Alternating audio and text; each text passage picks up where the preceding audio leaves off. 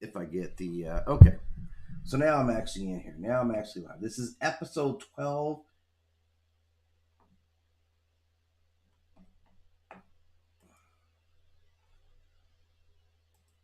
And this is going to be a good episode.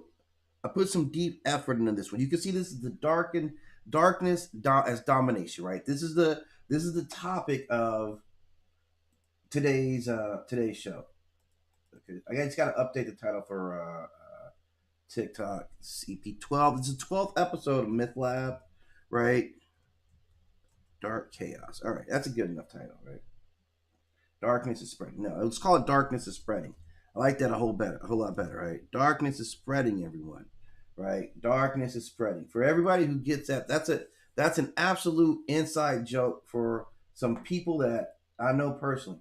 Darkness is spreading, everyone. You guys should get that, right? Like you absolutely should get that. And there's a reason why you should get all that because darkness is spreading. That's the problem. Like this is going to be the dark triad. This is all the dark characters from I think we got DC, a couple of DC and a Marvel character here. These guys are all known for spreading darkness, but not all the same type of darkness, right? That's the whole thing with darkness. There's a whole diversity branch of darkness. Darkness is not the same. Darkness is not one universal, like, oh, okay, everybody is darkness. And so we talk about darkness in this way, right? Like darkness has a different effect. Like this is darkness right here, right? Darknesses, right? That's what we're dealing with is the darknesses. And when you get to the darknesses, we've got three major types that we're actually looking at when we talk about darkness. There's dark side, that this is darkness that enslaves, right? Because there's various types. We have various types of dark figures that we even like have to get to know, have to wrap our hands around, because we're not going to be battling against the same type of thing, right? They're always going to be set apart from other types of beings because like look, they're dominion, they're absolutely the takeover. This is not even like a hey, we're kind of like trying to merge in with you guys. This is absolute takeover every single iteration of darkness. This is what these guys are going to do, right?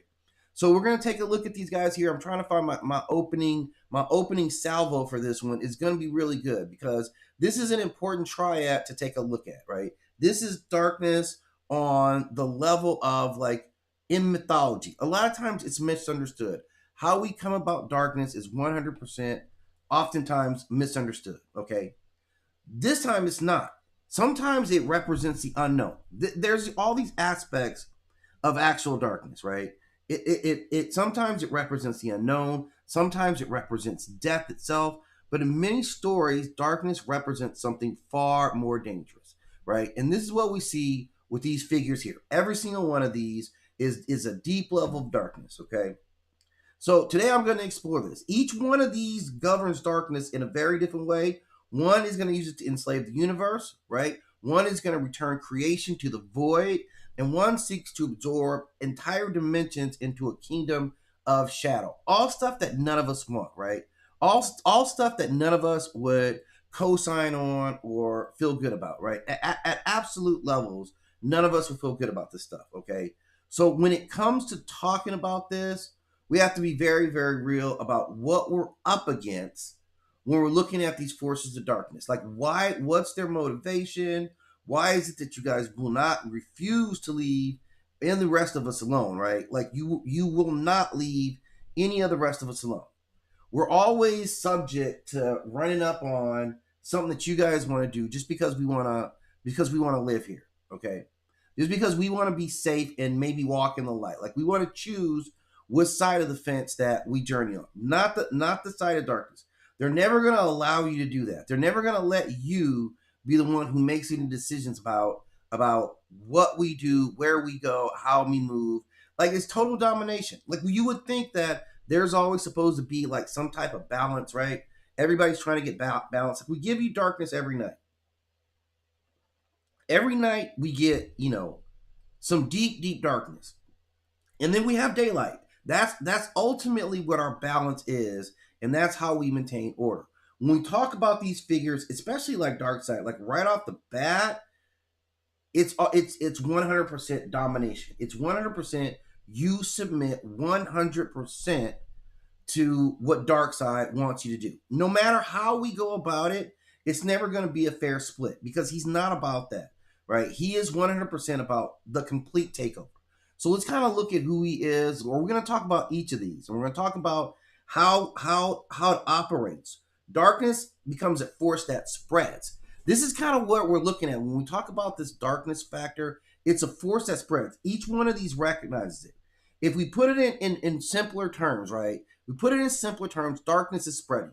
That's kind of how it goes about, right? It's definitely like, how should I say this? It is completely insidious on the part of darkness. It does not care about what you have going on, doesn't care about anything. It's going to show up at the most inconvenient time, right, of all. And here's the thing with these guys are the OGs of darkness, okay?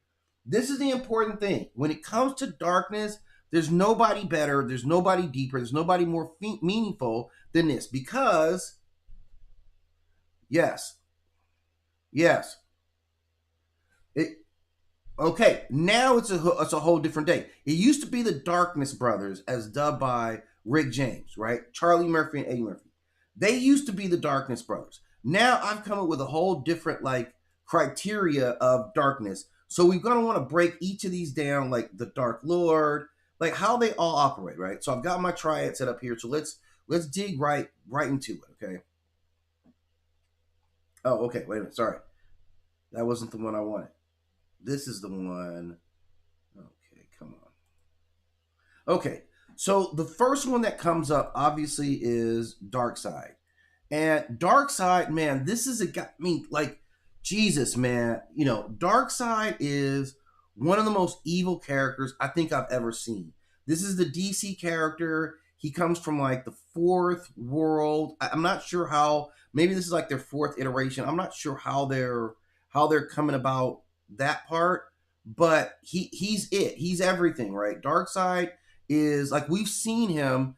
Like, let's get an idea. I want to go into him, but I want to talk about how insidious this guy is. Okay, this is a Jack Kirby creation, right? He appears way back in a comic book in 1970. This is where Darkseid actually comes about. A comic book first appears in Superman's pal Jimmy Olsen, number 134. Yes, that was an actual comic book, right? Superman's pal Jimmy Olsen. Jimmy Olsen got his own series just because he was homies with Superman. That's an amazing that's a really freaking good friend, right? That's a great friend where I'm getting deals just because I know you. So this is where Darkseid makes his first appearance in DC Comics, right?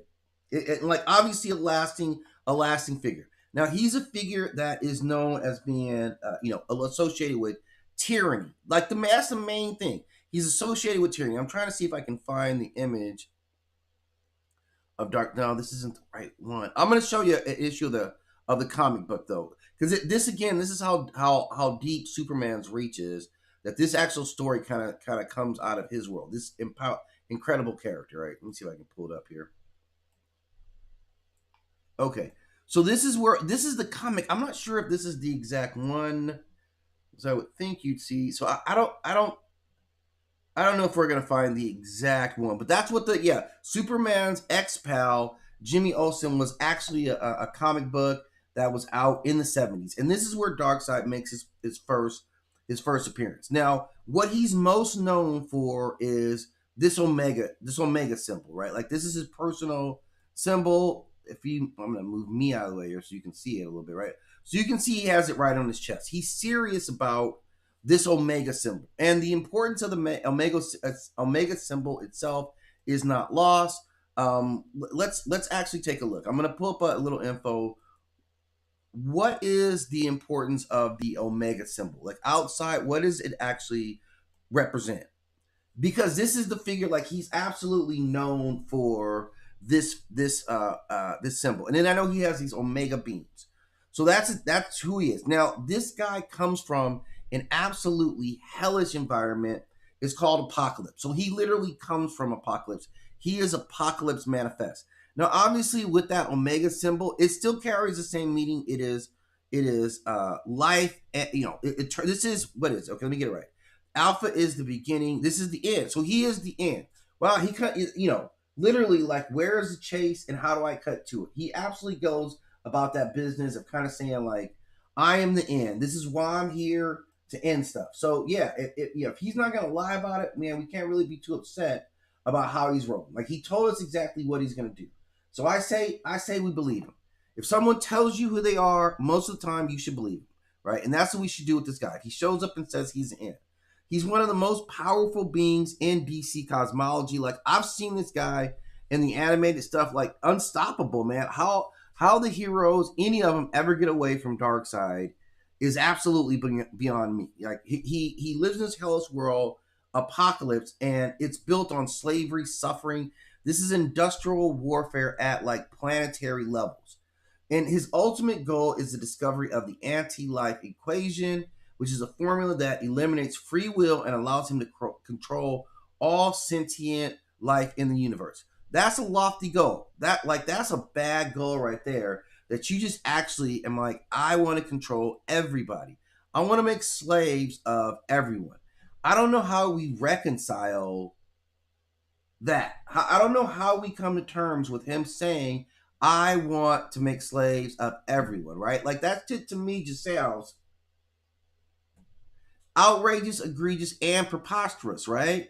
And this is a lawyer telling us that the plan that you have is outrageous, egregious, and preposterous.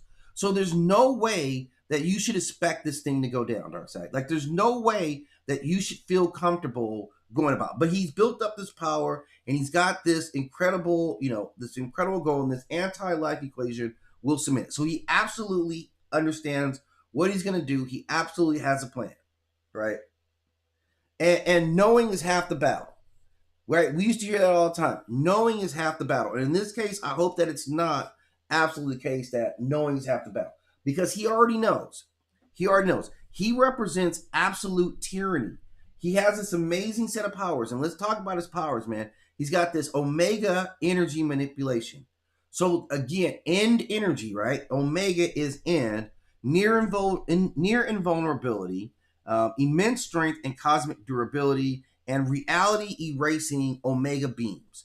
So this is about it, man. You can't get much more OG than you literally shoot out Omega beams. What are we supposed to do with that? What are we supposed to do with you shooting out Omega beams out of your eyes? Okay, and here's the thing. I don't know if you've ever seen anybody get shot with an Omega beam, right? But they curve. Like, Omega, like, they don't curve, but like, yeah, they bank. Like, Omega curves, you can't even escape. I think they even caught Flash like getting busted up with some Omega beams. Like, I gotta show you guys, see if I can get this image here, right?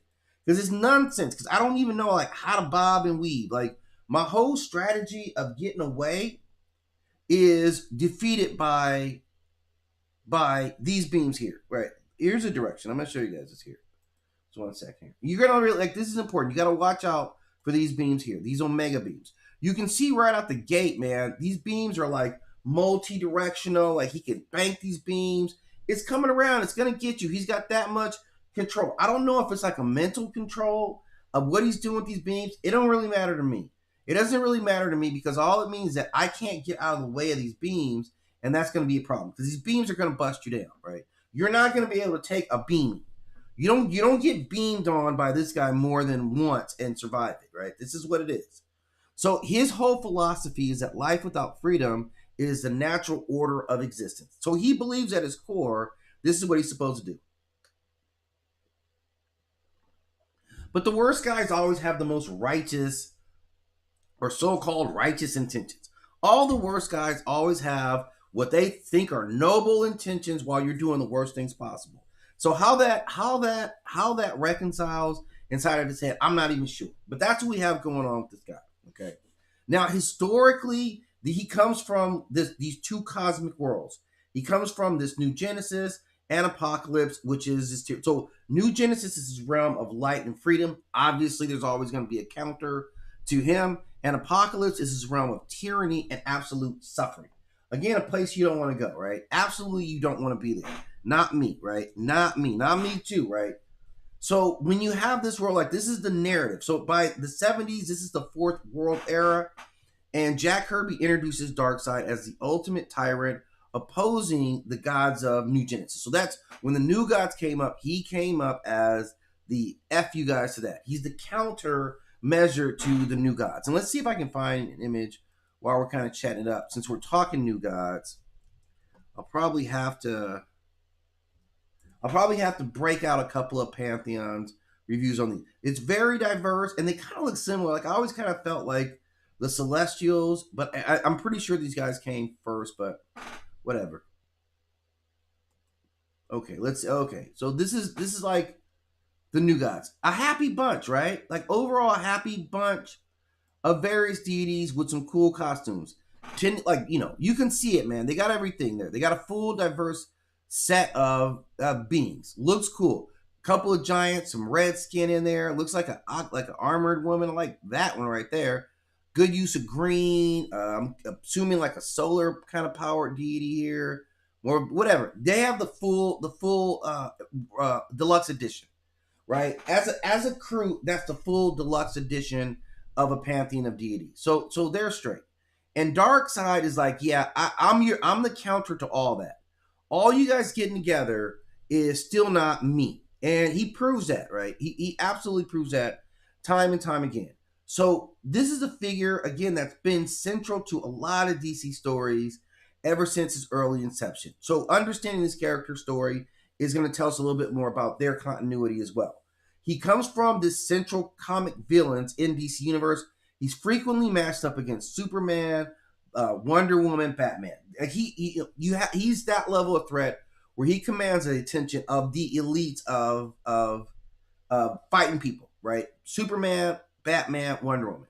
So we're not surprised when he proves to be what he is, and he's beat that ass on several occasions. Now on his planet, which is Apocalypse, right? He's worshipped as a god, right? He is all over. He is all over. There's nothing else. There's nothing else. Like, there's not one thing. I'm gonna show you guys this. You gotta check where we're living at, man. You really gotta check where we're living at, man. Because sometimes your environment matters, and I think in this case, like, living here does matter for you. It absolutely does matter for you. And there it is. Like, it looks like a hard place to live, right? Can you imagine your planets? Look at this. This planet's all spiky and like armored up. Yeah, this planet isn't happy to see you, right? It doesn't actually give a damn about you. Not this planet. Like, I'm assuming the Earth on some level is like, oh yeah, my little Earthlings, right? The little homies, like, that's what we are. Not that planet. Not Darkseid's planet. So he commands total control, and he has a brutal military, man. This has to be shown. You know why I stopped pulling up images? Let me go and pull this one up here, because this is a mandatory. It's a mandatory because the mythology gets pretty deep. It's actually a pretty impressive mythology from the standpoint of just storytelling. See if I can grab a good one here. Yeah, this is a good one here. And these guys are absolutely menace. Absolutely a menace. What he has here. He uses parademons. You know, they can fly. Obviously, I think they have like some suit. Man, you know what? Let's what are we getting with these parademons from Darkseid? What comes along with them? What are their gifts and abilities? Because these things seem like there's, first of all, he's got a lot of them. I don't know what they individually can do. All I know is it's a whole bunch of them. So when they start swarming on you, if they come down with the swarm, you have no choice in the matter. This is not a conversation anymore.